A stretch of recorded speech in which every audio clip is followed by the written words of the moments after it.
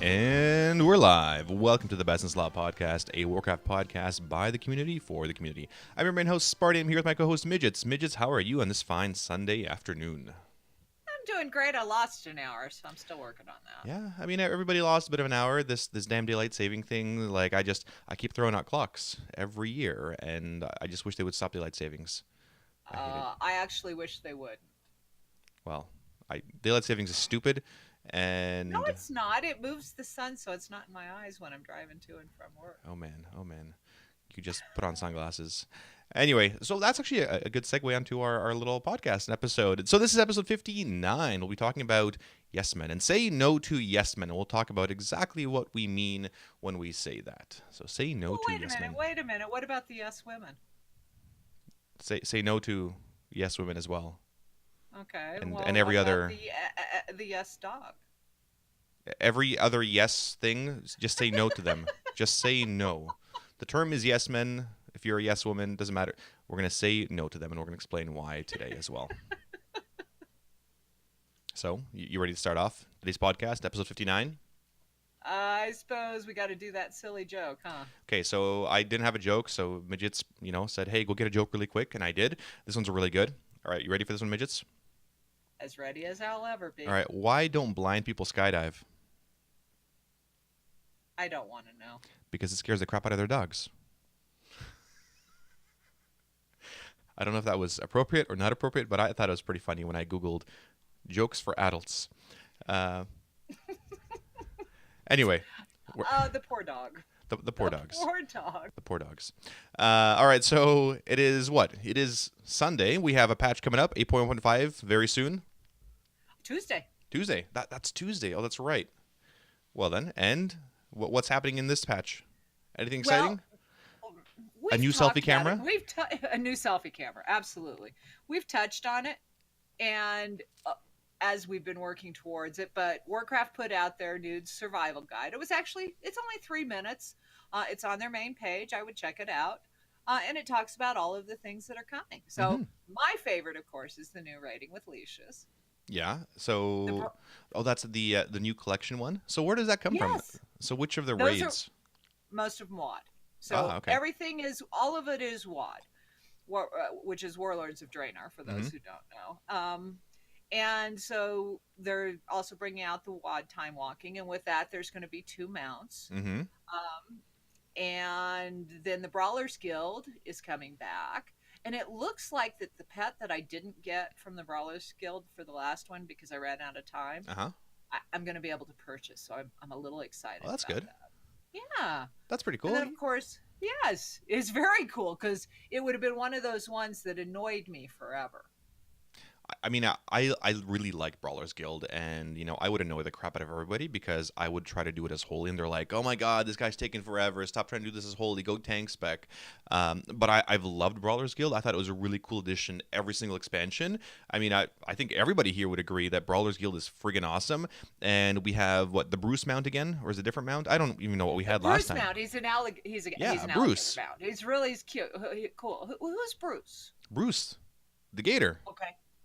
Well, I get that. Well, who's Bruce? But he's a gator. I know, but everybody acts like I should know who he is. Was he in the previous Brawlers Guild? Is he a storyline? Is the alligator we tame in Stormwind? Who's Bruce? He's an alligator. You're not helping at all.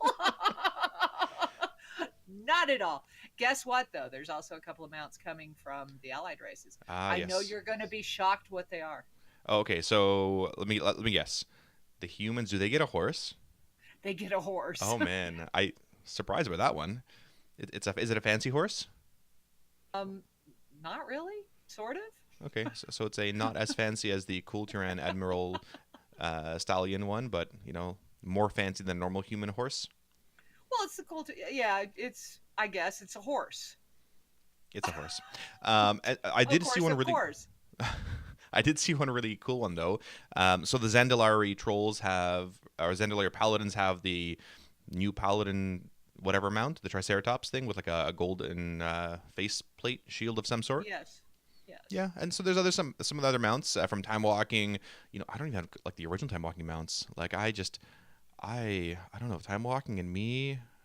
maybe new players. Maybe you guys like time walking a lot more, but I can't. Maybe I just have all these PTSD moments from all those shadow labs that I've done and everything else. Yeah, I don't know. Well, the good news is, as far as the BC dungeons, Hmm. is even in time walking, if you don't control the mind controls and stun the players and stuff, you still screw up your healer and die. So those still, though, that reality can still happen now if you missed it from BC. Hmm. So we did talk about portal rooms briefly last week, right? I'm pretty sure we did. Um, Portal Gate, yes, Portal Gate, yes. yes, that's what it was. It was Portal Gate, and it boggles my mind because that Caverns of Time portal, I loved it. And Wowhead had a really good write up of these are the portals, how we use them. WoW's got a new write up, how to travel to the removed areas for the next patch. Obviously, if you have a friend, if you have a buddy named Darnath with an Atiesh, that always helps to go to Karazhan. But if you don't, then there's a couple alternatives there, and I'll link it in chat for you guys. Maybe I can or can't. Um, yeah, but it sucks. I don't know. I guess I could go to Stormwind, then go to the Doom portal, and then go fly to Caverns of Time. But the portal was right there. Like it saves you 3 minutes, right? And sure, I We're go. lazy. Well, part of it is lazy, maybe, but at the same time, like I hate all the flight points we have. Like I miss having like one flight point per zone, and that's what was more immersive, made the zone feel a lot bigger. But now, I guess with flying and everything else, things seem smaller. I don't agree with the reasoning. I get what they did and why they did it, but I don't agree. I don't think I agree either. But I was sitting here thinking it because I'm not mount farming. Now, if Hmm. I was mount farming, I would probably be more annoyed because a lot of those are quick steps to the various mounts that you need to Exactly. go You want to go to get. Dragon Soul for whatever But the stupid last reason. time I was in Caverns of Time, um, was a couple of months ago, and I don't use the portals a lot. I'll use the cavern. I'll hopefully the portals will be gone for Children's Week, so we will all hear about it because there's new pets for Children's Week. Ah, So of I will course. be doing all the Children's Week quests. Man, oh man. So professions were the next big thing. So for those that like to do professions, and there's been a huge lack in the last couple expansions with, I guess, the really strong push towards them. Um, I don't know. It feels like it's been missed last couple expansions, right? Like the quality of Uh, professions. there's a lot of challenges. So, and I'll just give you a couple of What a examples PC on way to ones say that. that. There's a lot of challenges. Well, so a couple of examples of crafting that I do. So, for example, I'm a jewel crafter, and for whatever reason, they decided to get rid of mass prospecting. So they took something that took me like 15 minutes, and I don't even get through most of it now. I'm like, I don't care. I'll just go They, buy the so, gem so they took away because the I mass have. prospecting. Midgets, are So you they not took some. immersed? Are you not immersed with every single gem you have or thing you have to break apart? Right, and sitting there for 2 hours to get 6 or 7 of the epic gems is just not worth it. So they did that, and then the other thing was, so most of the professions, unless you're working with twinks or whatever, there's very specific uses to that expansion. And one of the few exceptions is the glyphs, because the cosmetic glyphs, they still sell really well. Hmm. So most of the glyphs, however, use the old world mats.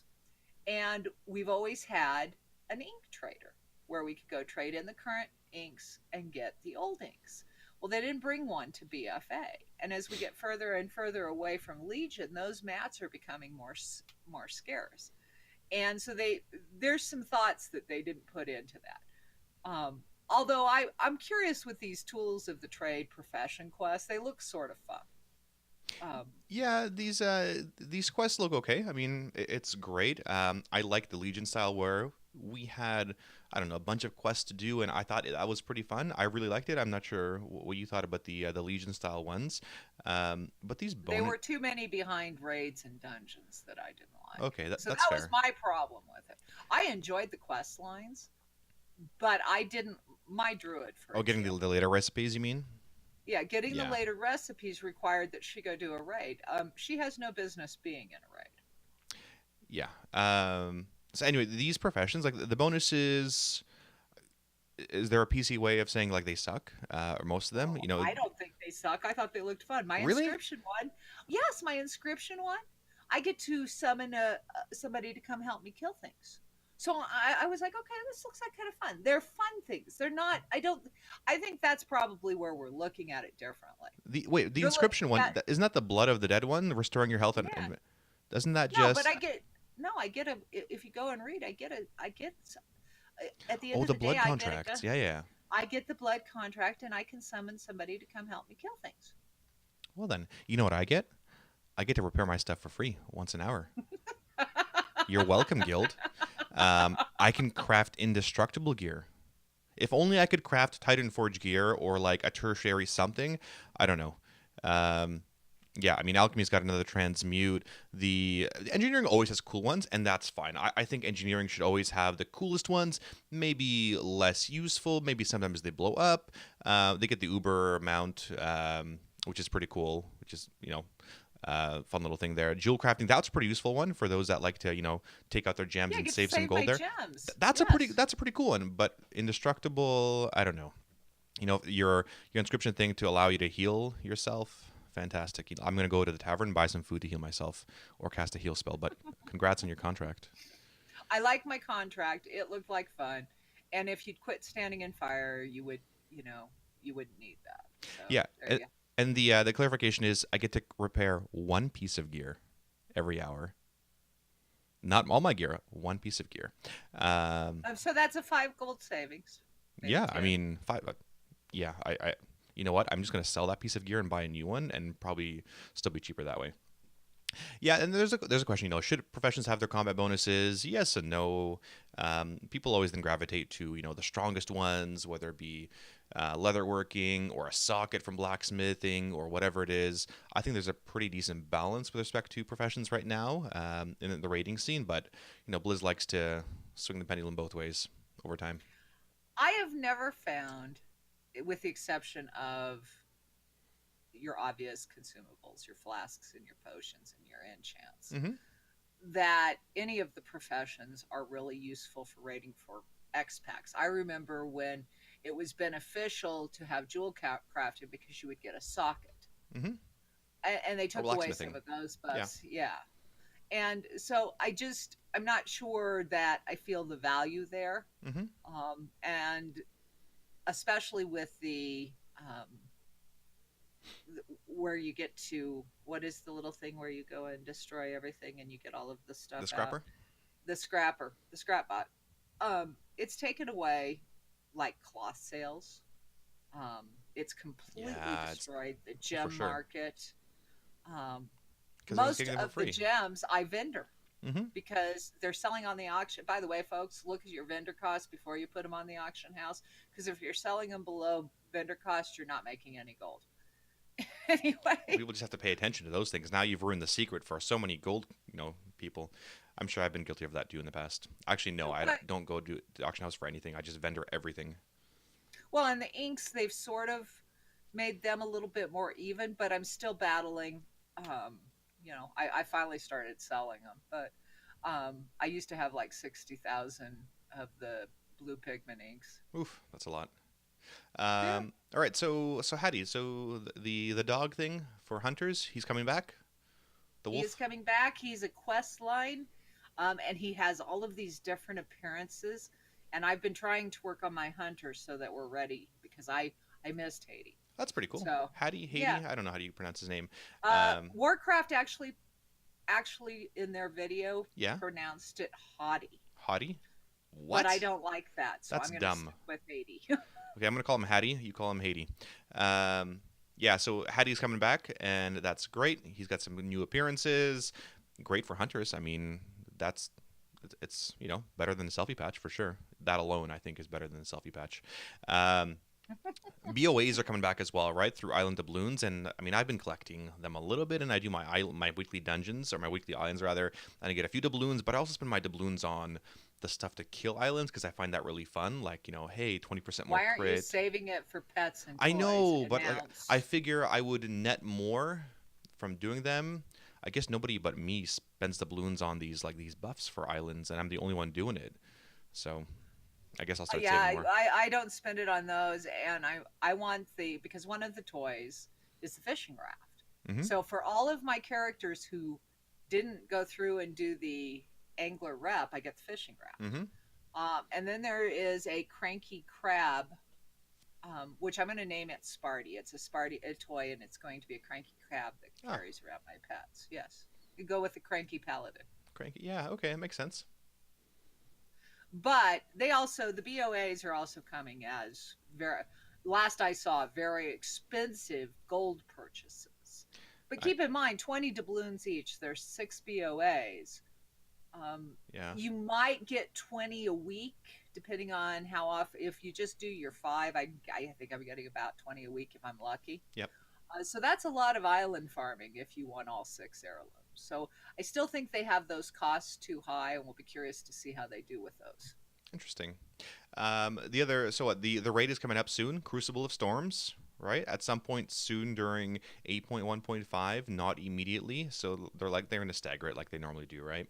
That is Well, the they plan. have the release date of April, mid-April, Oh, there we during go. the That's right. MDIs. It was Remember? yes. We had talked about this last week. See how tired I am? I don't remember what we talked about last week. Yeah, it's coming during the MDIs, of course. So people have about a month or so to kill their Jaina. I know our guys do, and our guys are. I mean, DJs are getting pretty close to killing Jaina, which is friggin' fantastic. But yeah, I mean, Crucible of Storm's coming out. That's gonna be fun and exciting, and the fun gear is coming out. But I guess the really important update and what they've confirmed is that for those of you getting AOTC or you're cutting edge, it will not go away until the 8.2 content update. So you still have plenty of time. Realistically, I would say you have 3 to 4 months. That is my educated guess. Because typically these tiers are going to last about 6 months, and we're expecting June, July-ish for 8 point. What patch is this? 8.2, yes, not 6.2. So that's my guess. And then, of course, we do have Classic coming out shortly after, and it's going to be slightly staggered. So that's the plan, I think. Expect, your next raid tier sometime midsummer. Midsummer and Classic's going to come out, and I'll be curious how they stagger that. Mm-hmm. Because it'll be there are a lot of people that want to check out Classic or return to Classic, and it'll be interesting how that all evolves. So I'm watching that with interest. For sure.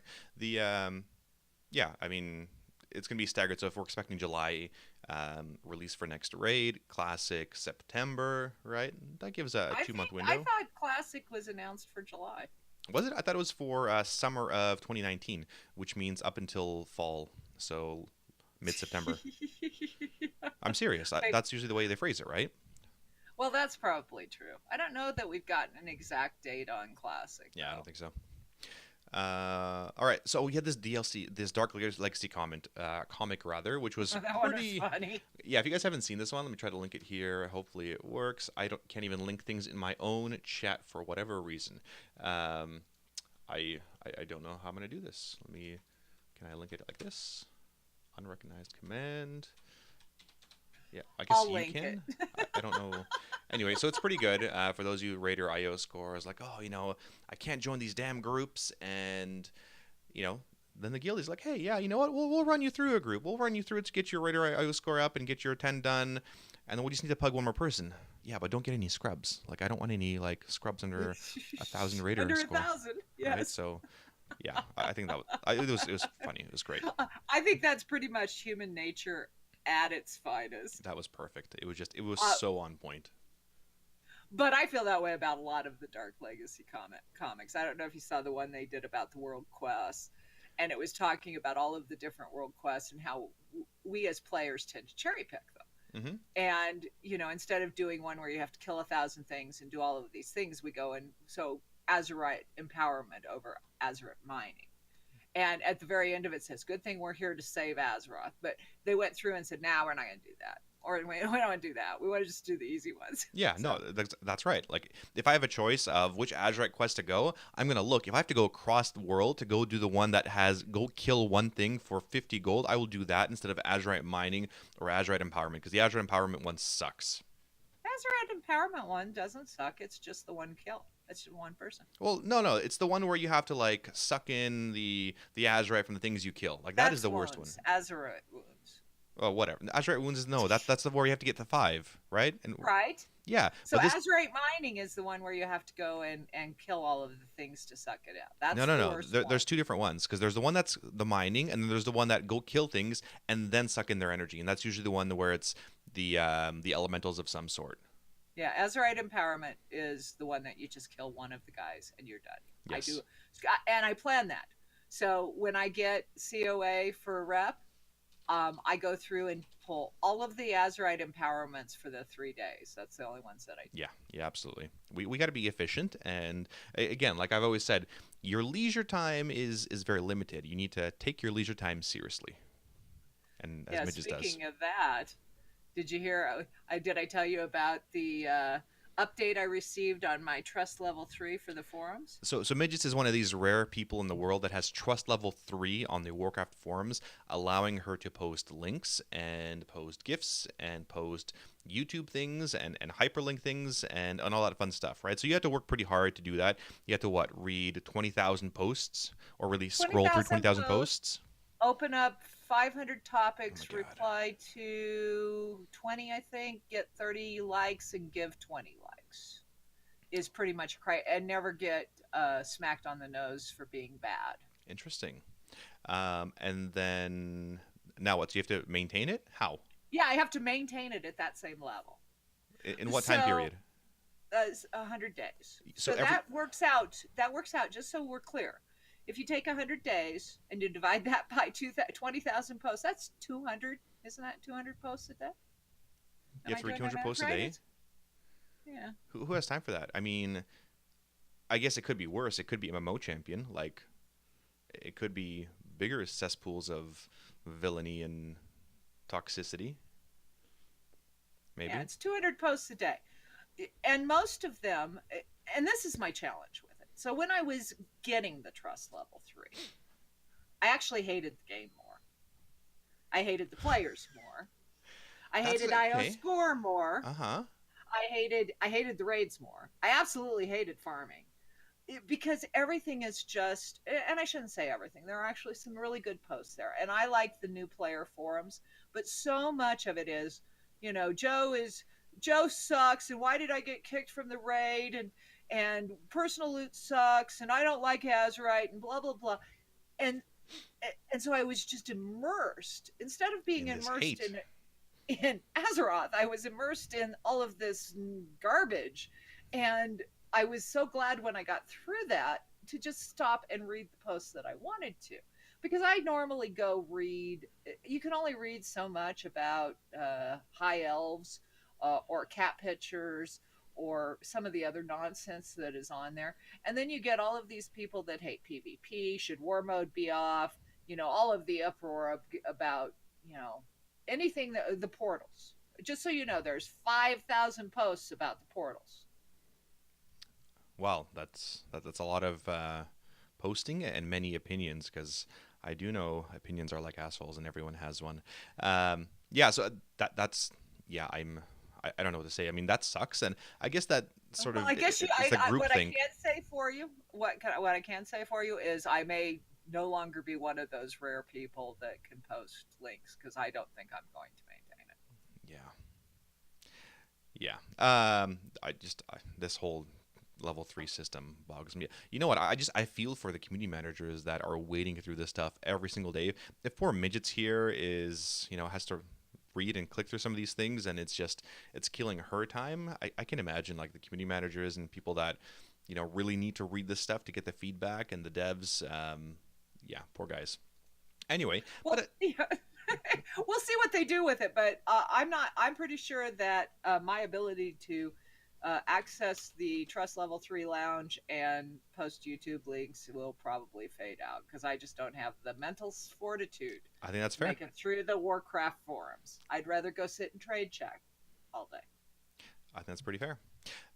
Which I guess is a bit of a segue into our main topic here. And, you have all those people with a lot of groupthink there going on and not a lot of people disagreeing.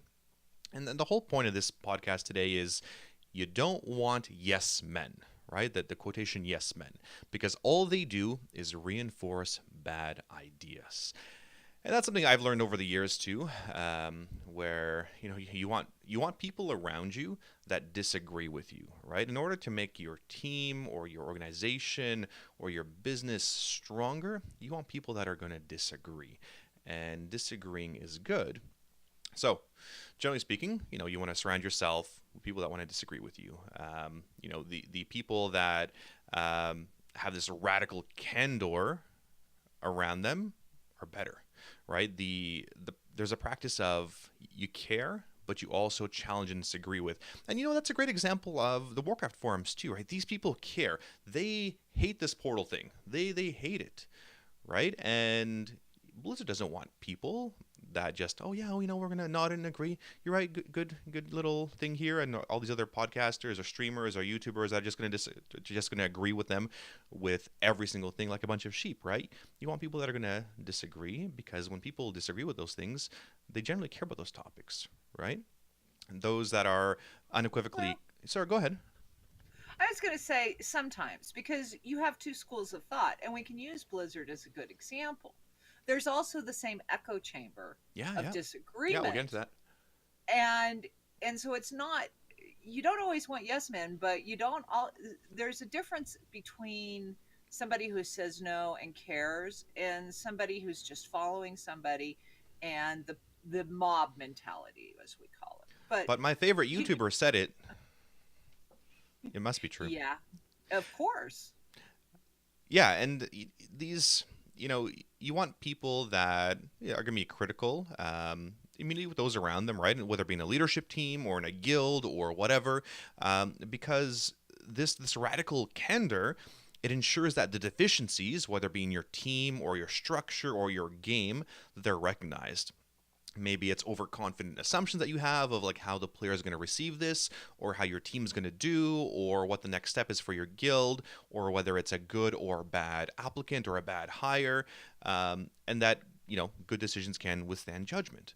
So really, this truly honest communication amongst your peers and colleagues and teammates and guild members and board members, up and down this reporting line, can only exist when defiance is not only an option but encouraged, which means that you want to open that line of communication to all of your players and your teammates, right?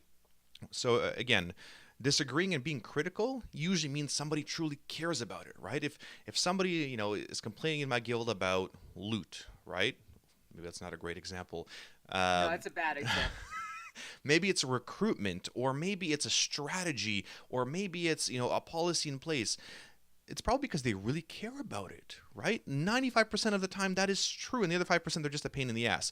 But most of the time, these people really care about it, and that's great. You want these kinds of people that are gonna, you know, contradict you on things and challenge you on things. And I mean, there's a certain line to be drawn there where you don't really want to be challenged on every single thing. Everything coming out of your mouth needs to be challenged, but at the same time, things that people care about, they're going to challenge and they're going to disagree with, and that's great, right? As long as you give them that outlet to to speak their mind and to speak their opinions, and you take that in as a leader. That's certainly really important. I think most leaders, really want to surround themselves with people who like them and appreciate the leadership. But yes, men don't occur because of friendliness or fondness, right? Yes, you want people that are going to trust you, and you want people that are going to be loyal to you. But these yes people, right? Like the people around you, they typically arise out of fear or disengagement. Like if people like, oh yeah, they're going to nod to whatever you do. Maybe it's because they don't care, right? Maybe it's because they're afraid of speaking up, and you definitely don't want to cultivate an environment where people are afraid to speak up. There's a time and a place, but you want to encourage always communication, right? Every time there's issues anywhere, whether it be in the world or in the game, right, between devs and players, or in a guild or in a team, it's usually due to communication, right? It's usually due to lack of communication. Well, So, and we have an interesting and a very applicable example just recently within our leadership team. mhm. So, because we have so many raid leaders, we actually have a leadership channel for the raid leaders. And when you have a situation where you bring back something that's happened with a player and you put that in front of your peers, they're going to offer feedback. And within this situation, there was a lot of really great feedback, but some it wasn't. It was I was very pleased with the team because they actually came in and said, "Wait a minute, what about the player? Why wasn't this done? Why wasn't this done?" And you could even argue that some of them might have been a little too blunt or they went a little too far. But I would much rather have somebody come and tell me I did something wrong so that I can fix it going forward versus saying, "Oh, don't worry about it. It's just the player. They'll get over it." And it was interesting watching the leaders themselves because there was a little subsect that grouped off together and said they're being mean and they're jerks. And it's interesting watching people within a, whether you call it radical honesty or I'm a big one on honest communication, and I don't think you have to be cruel to be honest. But within that, it was very interesting to watch how the leaders themselves handled it. And I was comfortable with the outcome. I don't know. What were your thoughts on it? I You mean, know the incident I'm speaking of, right? yeah, and I thought it was good. So, teams are struggling, teams are learning, and um, I think it's really good. I'd rather, like, in a leadership position, there's no egos, right? There's none of this, like, oh, I don't want my feelings hurt. I don't want you to disagree with me. Yeah, I want that, right? Like, how else do you get challenged? How else do you improve if you don't get challenged, right? Or if things aren't difficult for you, whether you're playing a sport, right? If you just play against people that are worse than you, you're not really going to get any better, right? And in the same sense, you want to play with people that are, not necessarily difficult, but that are going to challenge you on things. And there's good reasons for that. The first one being that these yes men, and we're going to, try to be as PC as we can, but we're going to quantify this yes men as yes people. They encourage groupthink, right? So they don't bring any new or challenging ideas to the table. They support the idea that the leader presented, like, oh yeah, that's a good idea, and they just nod their heads, right? And isn't there that good meme? I'm sure Aled's got it somewhere where there's guys are on a board meeting and they're like, oh, let's do this, and the third guy's like, no, let's do this, and they throw him out the window. Same thing here. Like you get these guys that just they'll nod and say, yeah, that was a good idea, and this agreeableness that these people have make it more difficult for an opposing voice to arise from the other team members, right, or the other Twitter members. You look at some, very popular streamers out there, and you look at that Twitter feed, and it's nonstop. Yeah, I agree. There's this blindness that is followed. Yeah, they could say that the sky is orange, and they'd go, yeah, yeah, yeah. Yeah, it's absolutely orange. How could you disagree? And then, of course, the ad hominem attacks start after that. But you look at other ones, and like there's a really good discourse between other, Twitter's maybe not an example, but I would love to see more honest communication and discourse, whether it be on the Warcraft forums, whether it be on MMO Champ or on Twitter or through Twitch or wherever, right? I'd rather see more of that than, the not, oh yeah, I'm just going to follow this guy and whatever. So that's the one. It just encourages a lot of groupthink, and it's not going to improve your team, right? That agreeableness. Number two is these yes people are not bought in. They generally don't really care about the team and organization's success or the streamer's success, whatever they do. It doesn't really concern them if somebody makes a bad idea moving forward. They won't try to stop it, and that's really dangerous. That is super dangerous for any kind of guild position, leadership position, if these ideas aren't stopped, right? Because people have bad ideas. Listen, I've had plenty of bad ideas, right? And sometimes I go to Midgettes, I say, hey Midgettes, is this a good idea? Should I tweet this? And oftentimes she says, that's hilarious, but no. It's funny stuff, but at the same time, like, no, you know what? We should take the high road on this one, and let that guild fall apart on their own, or whatever it may be. And you need these kind of people around you that are gonna, they're gonna challenge you on those things and say, no, that's a dumb idea. Let's not do that. Or you bounce different ideas off each other, and ultimately, you make the right decision. These yes people, in addition, they don't take responsibility, right? It's these people never blame themselves. They're gonna agree with their leader, and they are professional finger pointers, right? When things go south, they're pointing at somebody else, right? It's not the way I play the game. It's not because I've grown up. It's not because I have less time. It's because Blizzard sucks. It's because the devs suck and they're not listening to me, and I'm posting all these things and they're not listening. They just don't read the forums. So they're quick to blame others, and you don't need people that are not going to take responsibility and not act like adults. And again, well, number four, these yes men won't stop you from doing something stupid, right? Leaders aren't aren't perfect people, right? They may make a decision that may injure their reputation or the organization or the guild. It could be poor decisions, and that happens because we're all human, right? We're all human and imperfect people. So leaders need to surround themselves with people who are willing to step in and prevent a disastrous decision from taking place. You need to step in where appropriate. So ultimately, that echo chamber of nodding, yeah, that's a good idea, that's a good idea, yeah, let's take away portals, it's a dangerous place for any person or leader, and these yes people are hazardous to the leader, team, and organization. Right, so if you're out there in a guild leader, raid leader, whatever officer, veteran position, in your business, you want to avoid these people. You want to be with people that you can trust. You want to be with people that can treat as a family, whatever it may be.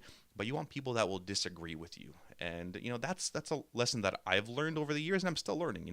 Whether it be in my own workplace, and of being confident enough to speak up. And it's not necessarily the organization's fault. It's just sometimes you need to build the courage to speak up, and that's one of the toughest things to do, to not be afraid to speak up to something that you think is really dumb. Well, and I think that, when you talk about it on a vast leadership level, it's absolutely a leadership topic. And what we don't realize, or sometimes we don't think about, is so much of a leadership topic expands into the game.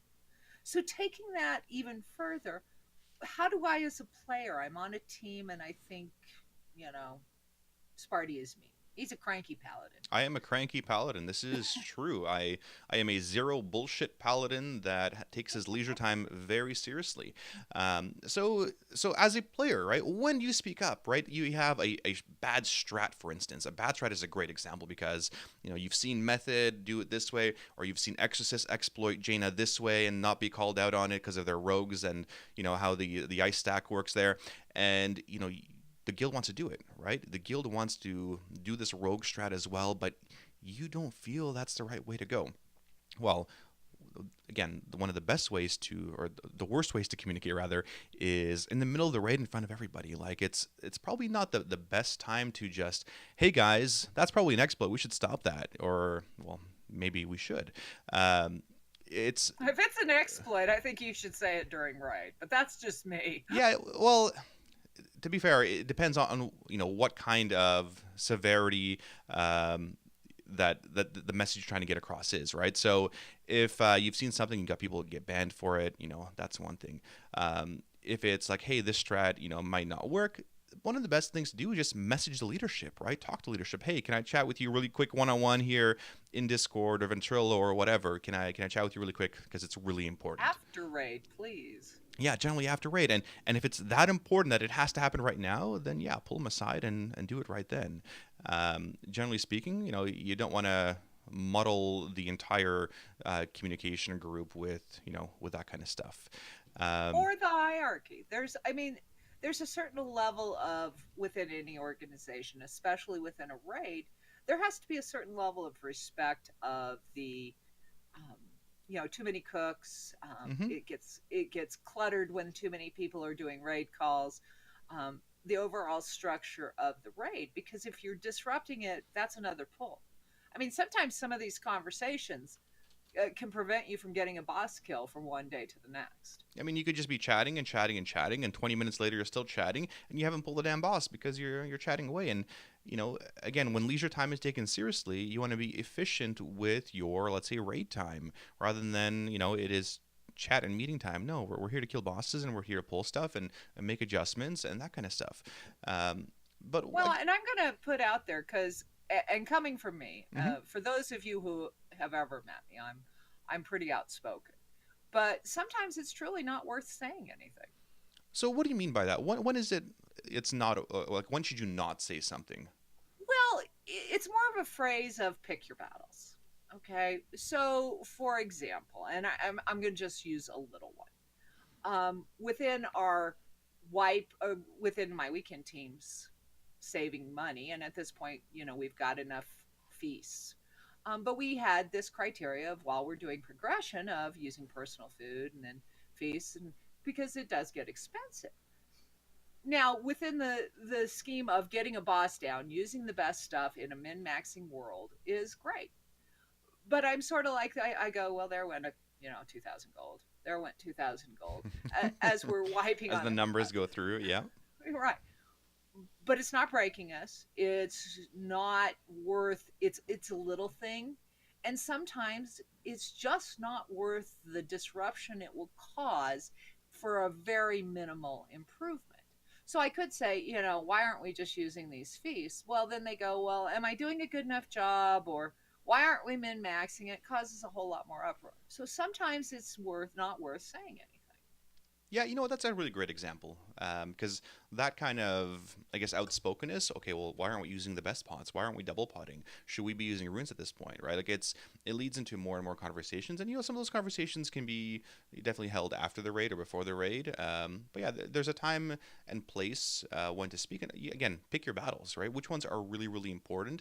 Which ones are just going to be like, are you just being a pain in the ass at this point, right? Yeah, absolutely. I mean, I think that's super important. And there's other things too, because sometimes it's not even, maybe it's your guild, you're new to the team and your team used to do it a better way and you like that way. And we've heard Sparty's response to that. But That's why I'm laughing. So, hey, so I've had this plenty of times, and this was when maybe Sparty once or twice. was an old school raid lead of, hey, my old guild did it this way, and the guy is applying to from a less progressed guild, and my typical response would be, that's awesome. Your old guild sucked. That's why you're in my guild now. And so there's a time and a place, right? And sometimes that time is in whispers, or that place is in whispers, and that time is before the raid or after the raid, and getting that kind of feedback. But sometimes your old guild's way is just going to slow us down. That being said, though, you definitely want to encourage those kinds of opinions and communications from your fresh players too, right? You don't want to stifle the communication, say, no, it's not okay to speak to the raid leader or give them suggestions or ideas. But again, time and a place. Time and a place. And I've often said that the best people to give you input are those that are new, because they're not used to the culture. Yeah.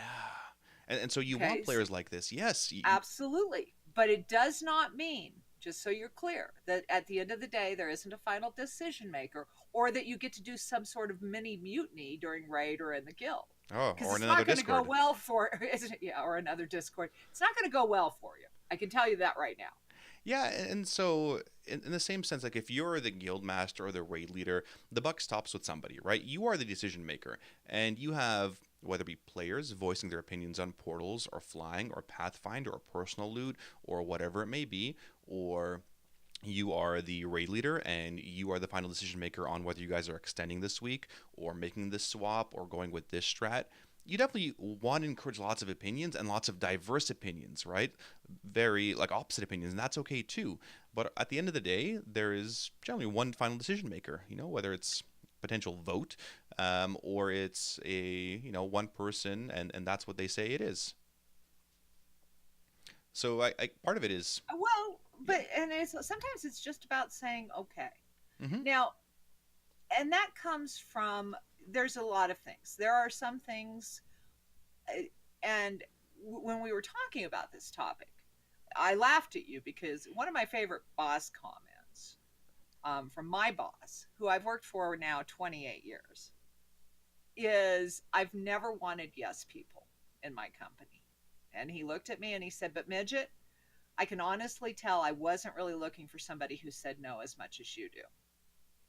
I would echo that. Yes, I would absolutely echo the amount of divergent opinions I've heard from midgets over the years on things I would like to do or ideas I have. And so, I mean, what does that do? I mean, it makes things a challenge to work through sometimes, but at the end of the day, we're friends, and it makes, I guess, our team bond and our structure and our leadership position that much better because I don't have midgets, nodding yes at every single thing I do because, like any leader, there's plenty of bad ideas coming out of my mouth, right? Absolutely. Well, and not only that, sometimes it's just about saying okay. Sometimes it depends on your motivation. Is it to just be right? Because none of us are always right, and there's always different ways to do it. And sometimes it's about, okay, I respect you. You get the final say. I still don't agree with it, but we'll see how it goes. Yeah. And then just let it happen. So sometimes it's equally as important to be able to say okay. And there's a second part to this. If you're going to be able to give it, you also have to receive it. Mm. So if you want to be honest and forthright and have those kind of conversations with people, you have to encourage and welcome and take as gracefully as you give it that same feedback back. Yeah, I think that's an excellent point, and it's something that leaders often struggle with. Of, okay, that's an interesting opinion, and it's completely opposite to what I just said, but I have to take it in and I have to accept it because either they're being a giant pain in the ass for the sake of being a pain in the ass, or they really care, and I need to look at what they're saying because there's probably some truth to it, right? So yeah, absolutely. Sometimes Well, it. and we No, go ahead. go ahead. Okay, so I will talk. So yeah, sometimes it's just about saying okay. It's I will give my input. So as the guild leader, I don't really lead anymore because I had to take a step back from for my family and for my kids. But I still give plenty of input. I say okay, this is my recommendation. Right at the end of the day, I will empower these guys to make a decision. Right or wrong. I will say this is my recommendation based off my experience. And sometimes they go the other way, and that's okay, right? It's not about going later and to say, I told you so. It's about, okay, cool. So what are we going to learn from this? How do we move going forward, right? It's not about taking blame or pointing fingers or making blame. It's about, cool, okay, that happened. Let's move on and let's improve, right? It's sometimes you just got to say, okay. And, sometimes I will make a decision and midgets will have a very vocal opinion on it. And then she says, okay, it's your decision. I've said my piece. I'm like, okay, cool. So I've totally noted her opinion, and we're going to go into the next topic. That's when we usually say we can agree to disagree. Yeah. but you also have to be able to, and this falls in raid, this Hmm. falls in the leadership, this falls in everything in life. You have to be able to accept and give impact input from peers. Hmm. So much of whether it's your raid team and there's three rep paladins on the team, let's just say they're going to be able to bounce off ideas, and you really want people who aren't going to say, hey Joe, you did great last night. Actually, Joe, you didn't bubble when you should have, and be able to say that and receive that. And those are the goals of so many of the chat channels that we have within our guild. We have all of these different places where people can have those communications, and very rarely have we ever stepped in and said, hey, don't say that. We even let them have fights. Yeah, Let's talk about of that. course. Yeah, I mean, sometimes it's not about taking out the bag of popcorn and watching things happen. And it's not about being entertained. It's about, hey, they need to hash it out. We're going to watch and let's see where this goes. And maybe we need to, um, give them a bit of a framework to argue from or boundaries within.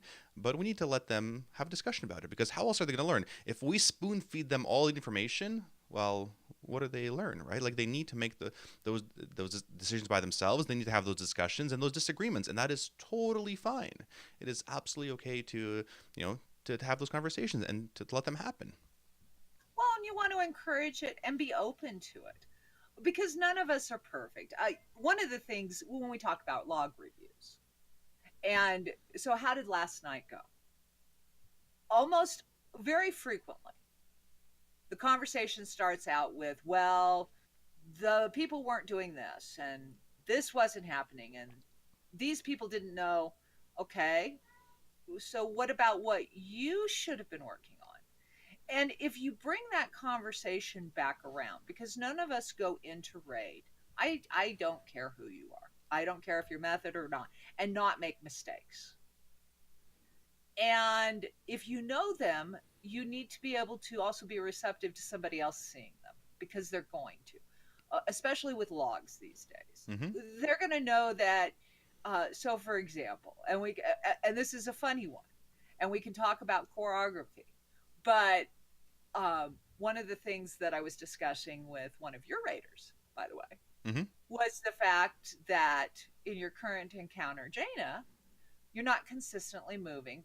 So you're losing DPS because the stack point isn't always going the same direction. And so people are assuming, his motto is stack on me. Okay, well, this time you went left and to the front instead of right the last 9 times you went right. So how do you develop that choreography throughout your team? Because that's important, and that's communication. And is it the leader's fault for not always going right, or not communicating that he's switching it this time to go left? Or is it the Raiders' fault because they didn't keep up with where he was? So what happens is he goes left, they all go right, and then they lose DPS as they're moving back to get on stack up. Mm-hmm. Yeah, So how do you bring that up a little bit of without column it A seeming and like you're B and C. nitpicking? Yeah, absolutely. Like, it's a little bit of everything. It's could the raid leader have done this better? Sure. Could the player have done this better? Yeah.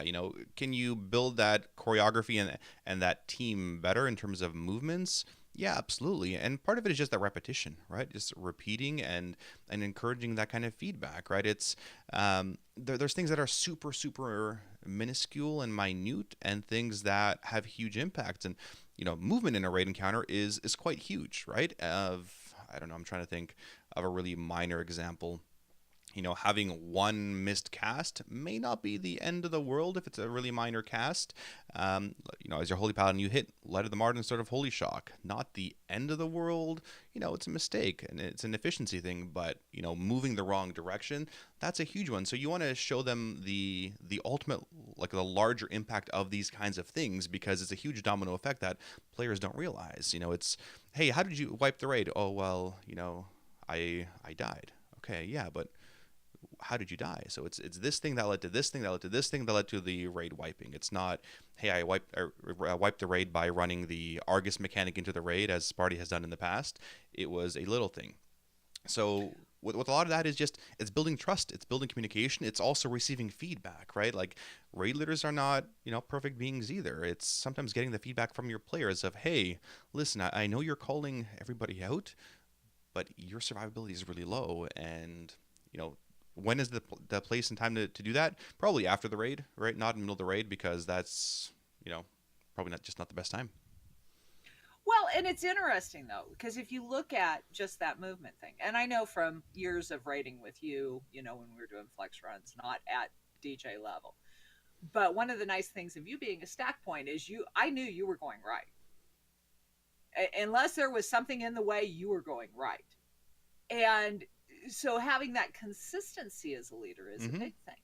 But it's about that input and giving and receiving. It's really easy to get in a position, especially as a leader, because you're going through the logs every week and you spend more time in them, where you're noticing everybody's mistakes, because you're trying to clean up an encounter, especially at mythic level, to getting a kill. When you forget to look at yourself. Yep. And that's very important. And one of the things I remember when you were raid leading, and you would talk to me, because we would have these conversations, and you'd go, I really screwed up. I did this, and this. And you were also, in my opinion, good at getting that out to the team. And I'm more receptive, I know, when you say, I screwed this up, but you did too. So you were giving me a hard time about the cannon blast on mech. The Buster Cannon. And you go, and you got hit by it, and you admitted it. Yeah. I was so mean, embarrassed. I was calling people out. So I was in the weekend team raid and calling these people out because I'm like, listen, guys, you're getting hit by this many Buster Cannons. Like we're draining our mana healing you because of the Buster Cannons. And of course, Sparty later gets hit by a Buster Cannon and gets so embarrassed he bubbles. I'm like, okay, nobody saw that, right? Like nobody saw that happen at all. nobody saw that at But all. you admit it later. I'm like, listen, I got hit by the Buster Cannon, like you guys, right? You want to minimize those things, but look, I'm imperfect too. And oftentimes when I used to raid lead, it was like, hey, listen, guys, I just made this giant mistake. Please don't do what I just did, right? And that's showing them that, hey, you're not perfect, right? You make mistakes like them, but also that you're humble enough to admit it, right? You want those kinds of leaders and kinds of people that are going to encourage, admitting a mistake. It's fine. People make mistakes. We move on. We improve and go. So we're as a leader, so that we move on, because we've talked about the player accountability. Yep. Where do you go taking this no yes man? Because you're going to take the most heat as the leader. Of course. Because trust me, I've never been quiet in my opinion.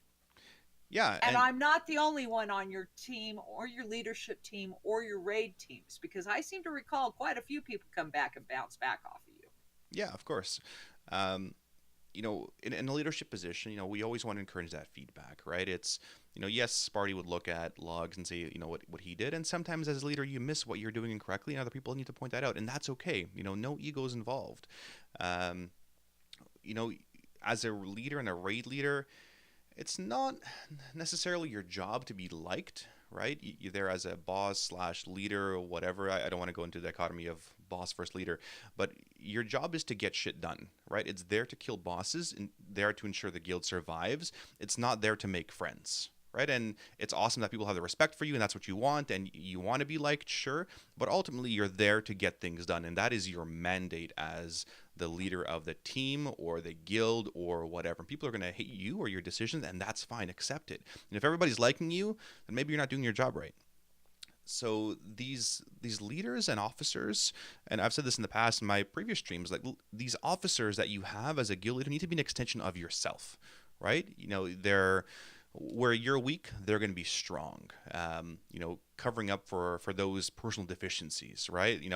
If I want to tweet something like, at least we didn't end it all before dinner time, Midget's like, oh no, we probably don't want to say that, so we don't, right? You want players and officers that are going to stop you from doing something stupid.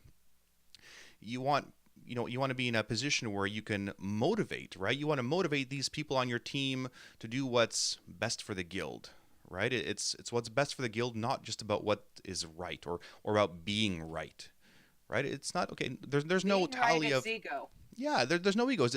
There's no tally of, how many times was Sparty right, or Midgets right, or Scan right, or Sev right, or Roshi right. Like there's no like tally here. It's, well, what is best for the guild ultimately? And of course, you want to encourage that open communication, that open feedback from your leadership team, right? So if I'm a raid leader and in Zeros to Heroes and I've got my own little, team of guys that help me out, I want feedback from them. I want feedback from my players. You want feedback from your guild. And, these apps that, I've been in my guild for 14 years. I've seen things a certain way. But these other apps have been floating around for 5 years. I've seen different guilds, and maybe there's really good things in other guilds we could take and help make our team strong. At the end of the day, right, there's still a final decision maker. There's still, Blizz as a developer or the guild leader or a raid leader. They're there to take the opinions, but they have to make the decision ultimately at the end. And you may not agree with it, and that is okay. But at least let your voice be heard, right? Don't just agree with things for the sake of agreeing with things. If you truly care about something, speak up, right? Speak up and fight for it. I think that's going to wrap. Sometimes it's about saying okay. Yeah, sometimes it's about saying, okay, cool. I said my piece. We're going to move on. I do want to wrap up this podcast, though, with a good shout-out to two raid leads, Beaver and Jarathi. So these guys do coffee runs every Sunday morning. Well, Jarathi usually does. Beaver covered today. These guys do a fantastic job. And, when I did flex raids in my early streaming, years and years and years ago, this is what we did. Like we taught people how to raid, and it was a fun time, and it was great, and we made mistakes, made lots of laughs.